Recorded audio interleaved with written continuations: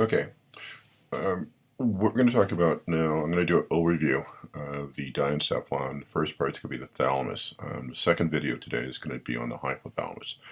And what I'm going to emphasize the areas that I want you to focus on for the exam. Okay, there's certain slides within this PowerPoint lecture here that, although they're very useful in terms of kind of talking about the neuroanatomy and some of the neurophysiological functions of the thalamus, for us, it's not really relevant. So I want you to follow through and focus on just the specific areas that I want you to understand. Okay? And so one of the things I want you to understand is that the thalamus makes up 80% of the diencephalon. That is between the hypothalamus and thalamus.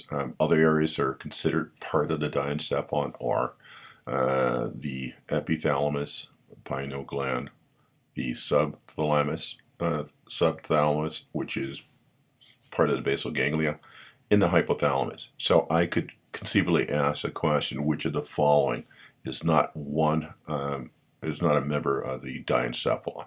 Okay. The other thing that I want you to focus on this particular slide right here is that all sensory pathways relay in the thalamus. The only exception is olfaction. And so it could be a true-false question regarding that. So I need you to remember that. Okay? Next, what I want you to focus on is the following. Let me get to it.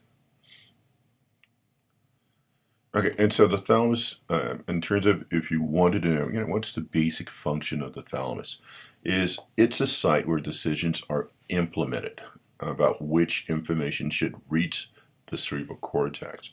And this information could be either sensory, or it could also be motor. In addition, it could also be limbical, meaning that how one responds to an environment. All thalamic neurons are a mixture of projection neurons, which we'll talk about really quickly, whose axons provide the output from the thalamus. And then you have inside these thalamic nuclei these interneurons that regulate this output. And they regulate it by releasing this inhibitor neurotransmitter called GABA. Okay, and so the projection neurons account for like 75% of the neurons that are associated with the thalamus. And so here it just shows the different types of connections within the thalamic nuclei. And so I'll take you through this.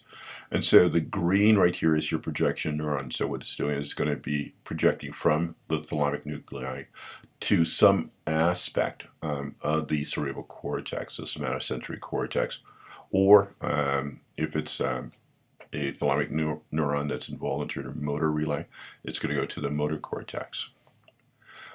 You have that are going to activate these thalamic projection neurons specific inputs, and these inputs could come from either the sensory pathway. A good example that we talked about is the medial lemniscus, which is projecting information about touch, as well as vibration information. It could be sensory inputs coming from temperature and pain. And it also could be information coming in from the basal ganglia or cerebellum. And they will be relayed to different parts of the cortex. The other part, like I just talked about, contained within the thalamic nuclei, where they're going to regulate that output of the thalamic projection, are these inhibitory interneurons that are shown in red. Okay, so what I want you to remember in terms of just basic circuitry right now, and which we'll build just a little bit upon, is that what's projecting out of the thalamus to the cerebral cortex is your thalamic projection neuron. What is synapsing onto these projection neurons, as well as it can synapse onto the interneurons, are these specific inputs. And a good example would be the input coming in from the medial lemniscus. The other thing we're going to talk about are these regulatory inputs. And so regulatory inputs are inputs that are going to come from the cerebral cortex onto these thalamic nuclei. The others, in terms of the thalamic reticular nucleus and reticular formation, we're not going to focus on that, so don't focus on that.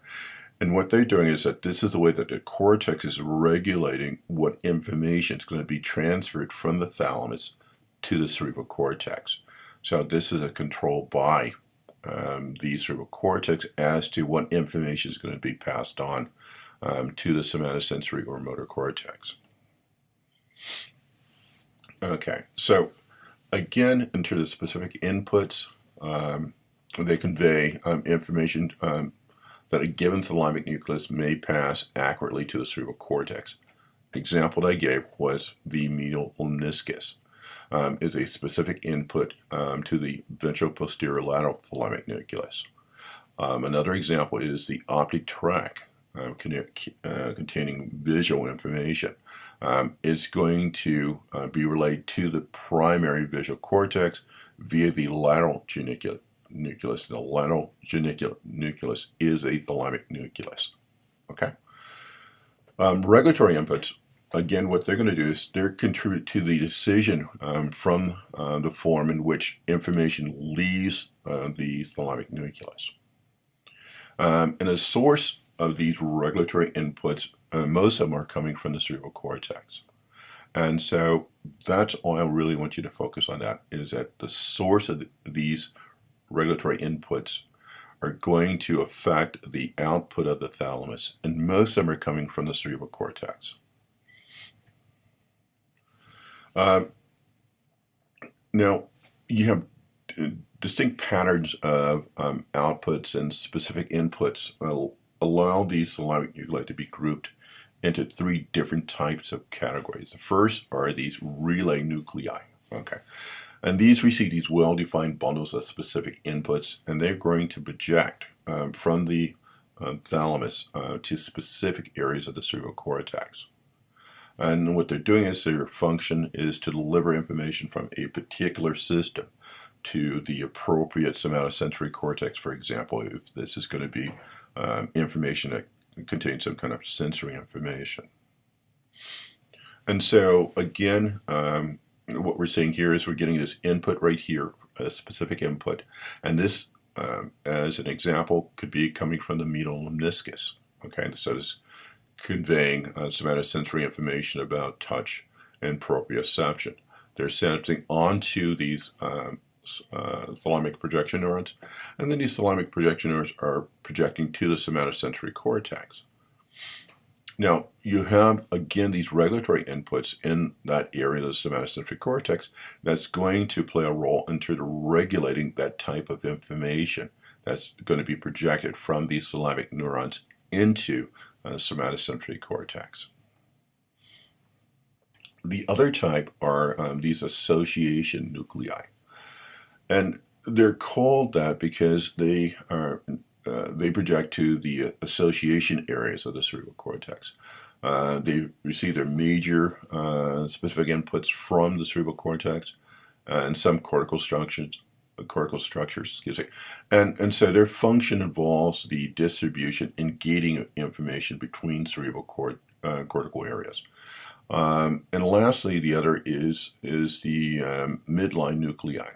And all I want you to remember here is that these interlaminar or midline nuclei, they have a specific role in the function of the basal ganglia in the limbic system.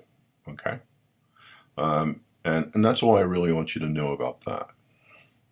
And so here, what we're looking at is just a diagram of the association nuclei that are shown here. And so you're having inputs specific inputs coming in from cortical areas into the thalamus, shown here. Okay, and so they're going to regulate the excitability of this projection neuron, thalamic neuron, that's then going to project into another area of the cortex right here. So this is the way that this particular cortical area can influence the another cortical area. Okay. In addition, you have a regulatory input that's regulating the influence of the output to that specific cortical area that's being relayed by this thalamic projection neuron. So you see this really complex integration that's occurring. In the case of the intralamellar or midline nuclei, they're receiving input from the basal ganglia. So what we're seeing here is that this right here is the basal ganglia.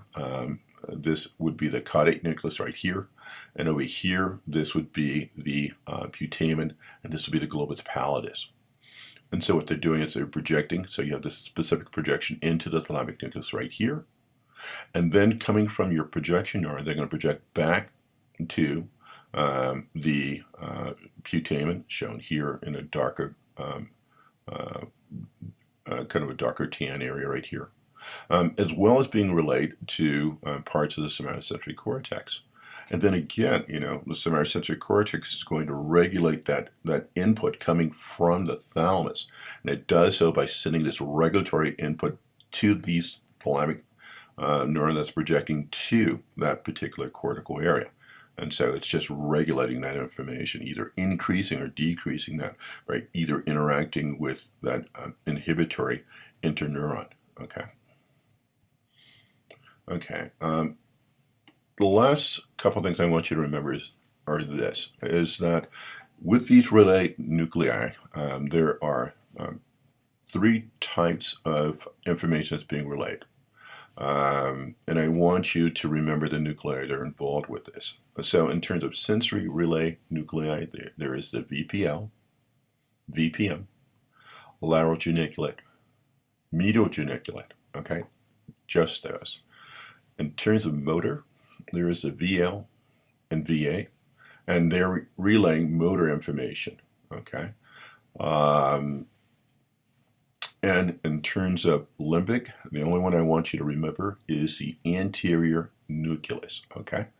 The anterior nucleus is the principal relay nucleus, for the limbic system.